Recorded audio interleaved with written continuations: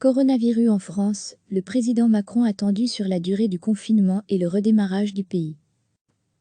Les Français attendent lundi les annonces d'Emmanuel Macron, qui devrait prolonger le confinement de plusieurs semaines et signifier que la lutte contre le Covid-19 est loin d'être maîtrisée, en dépit des chiffres plutôt encourageants de ce long week-end de Pâques. Le chef de l'État, qui doit s'exprimer peu après 20 heures, envisage, selon son entourage, de prolonger au-delà du 10 mai, le confinement auquel est astreint le pays depuis le 16 mars. L'épidémie de coronavirus a fait 14 393 morts en France, dont plus de 9 000 en milieu hospitalier, selon les chiffres diffusés dimanche par la Direction générale de la santé. Cela représente 315 morts supplémentaires, dans les dernières 24 heures en milieu hospitalier. Un chiffre en baisse, après un pic à 605 morts lundi, le plus haut niveau enregistré jusqu'ici en France. Pour le 4e jour consécutif, le nombre de patients en réanimation a également baissé en 24 heures, mais de 35 patients seulement, c'est donc une très légère baisse, précise la DGS. Pour sa 4e prise de parole solennelle très attendue depuis le début de la crise sanitaire, Emmanuel Macron devrait évoquer une date de fin de confinement courant mai, au moins après le pont du 8 au 10 mai, selon plusieurs de ses proches. Une date suffisamment lointaine pour qu'on comprenne qu'on pourra alors commencer un début de déconfinement partiel, mais extrêmement progressif, mais également suffisamment proche pour esquisser la France d'après, fait-on valoir dans l'entourage du chef de l'État. L'heure du confinement va durer, avait pour sa part averti, dès mardi le Premier ministre Édouard Philippe, préparant l'opinion à sa prolongation. À lire aussi, toutes les infos sur le coronavirus. Emmanuel Macron est aussi attendu sur la méthode qu'il entend mettre en œuvre pour faire redémarrer le pays après le confinement, alors qu'il est acquis que le retour à la normale ne sera pas immédiat. Pas question, par exemple, de rouvrir aussitôt commerce et écoles. On commence à comprendre aujourd'hui que la sortie du confinement ne sera pas un retour à la normale, expliquait dimanche sur France Inter Stanislas Guerini, le délégué général de La République En Marche. Comme pour préparer les esprits, il ne faut trop rapidement se projeter dans le jour d'après. Nous entrons pour de nombreux mois dans une crise qui sera extrêmement profonde. Le chef de l'État sait aussi qu'il doit désamorcer une défiance grandissante envers sa gestion de la crise. Une défiance attisée, selon les instituts de sondage, par le flottement autour de la gestion des masques de protection. L'opinion critique notamment la position de l'exécutif contre leur généralisation et sa capacité à importer les masques promis. Comme pour chacune de ses précédentes allocutions depuis le 12 mars, Emmanuel Macron pourrait aussi en conclusion dessiner plus précisément ses projets pour le jour d'après, notamment les nouvelles priorités qui dessineront les 2 dernières années de son quinquennat.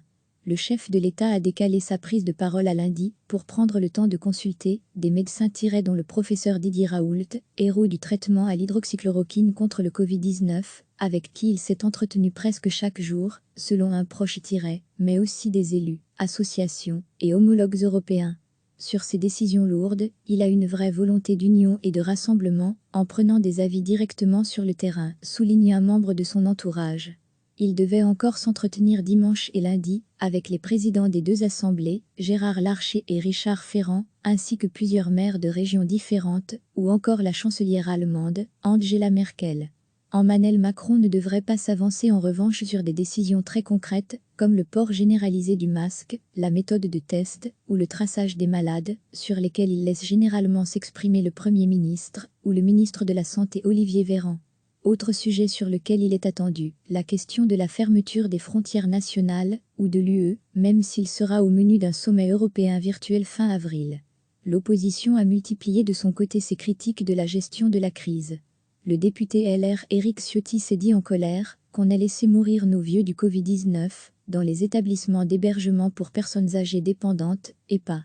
Et Marine Le Pen, RN, a dénoncé l'inertie d'une véritable bureaucratie qui fait que l'on a le sentiment que rien n'avance.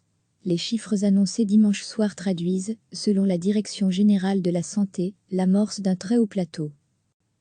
L'épidémie se poursuit dans notre pays de façon dynamique et continue à frapper durement. Nous devons rester vigilants, car les services hospitaliers et de réanimation prennent en charge de très nombreux patients, insiste-t-elle, alors que la France compte encore 6 845 cas graves. Recevez chaque matin l'essentiel de l'actualité. Les Français attendent lundi les annonces d'Emmanuel Macron, qui devrait prolonger le confinement de plusieurs semaines et signifier que la lutte contre le Covid-19 est loin d'être maîtrisée, en dépit des chiffres plutôt encourageants de ce long week-end de Pâques.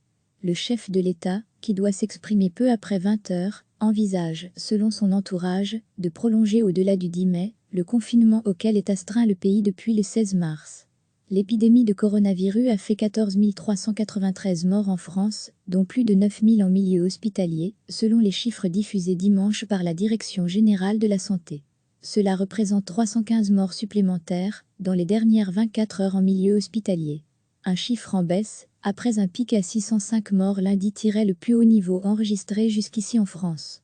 Pour le 4e jour consécutif, le nombre de patients en réanimation a également baissé en 24 heures, mais de 35 patients seulement, c'est donc une très légère baisse, précise la DGS.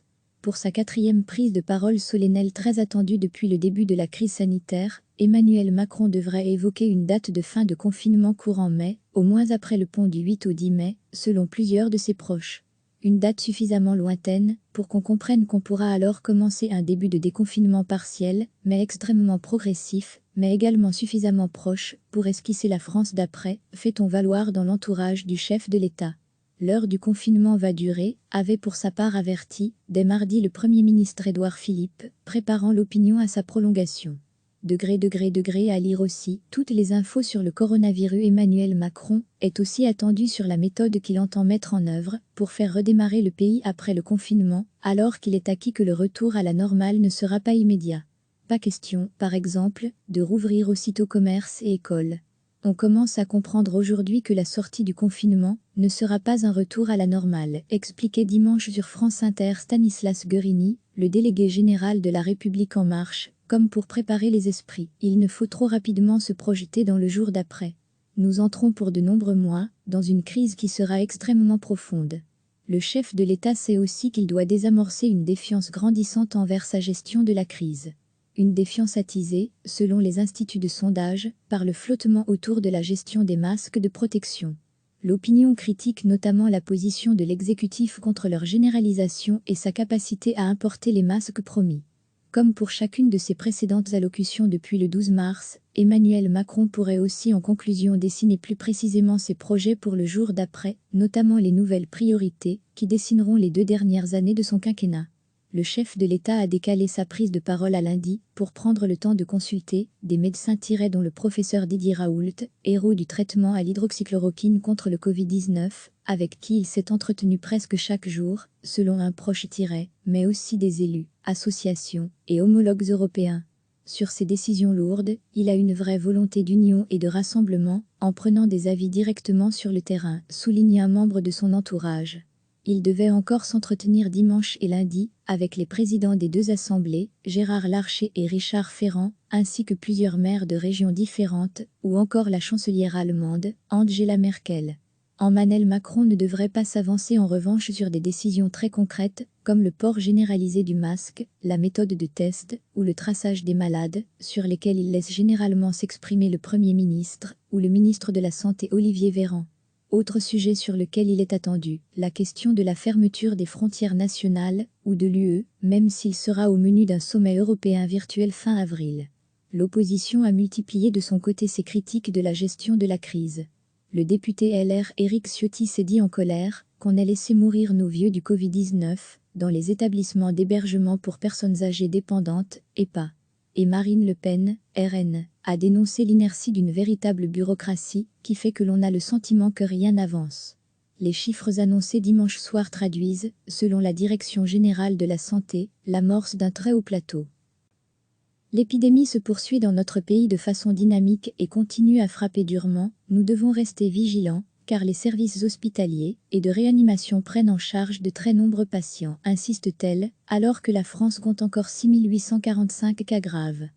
Cliquez sur s'abonner pour recevoir les dernières nouvelles.